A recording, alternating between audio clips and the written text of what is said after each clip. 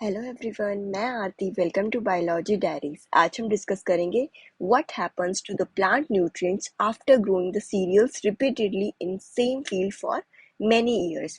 अगर हम same crop को बार बार हर साल ग्रो करते हैं तो क्या अफेक्ट होगा सॉइल के ऊपर। Now let's see. Continuous plantation of crop in the field will make the soil poor in certain nutrients. कुछ nutrients में जो है soil जो है काफी poor हो जाएगी. Nutrients like nitrogen, phosphorus, potassium, etc. जैसे ही soil जो है nutrients में poor होगी, जिसकी वजह से soil की fertility जो है वो decrease हो जाएगी. Soil की fertility decrease होगी तो it results in the decrease in the crop yield. Crop की yield भी कम होगी.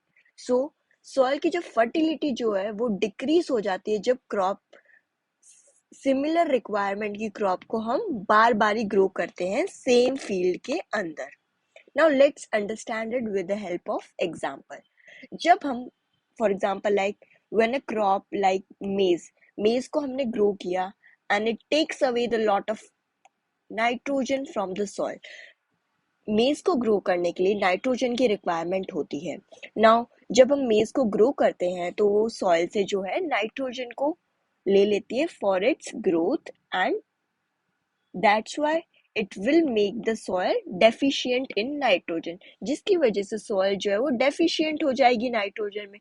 लेकिन अगर हम फिर से सेम क्रॉप को या फिर से same he crop with similar requirements, कोई और क्रॉप लेकिन उसकी रिक्वायरमेंट नाइट्रोजन ही हो, उसको हम ग्रो करेंगे, then it would further make the soil deficient in the nitrogen, जिसकी वजह से हम कॉन्टिन्यूस प्लांटेशन कर रहे हैं किसी भी क्रॉप का सेम फील्ड के अंदर.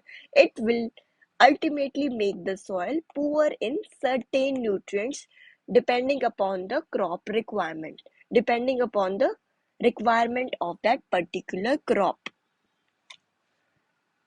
I hope you understood this topic properly. I hope this video is helpful to you. Share your views in comment section. Do like, share, subscribe to my channel for more videos. Thank you.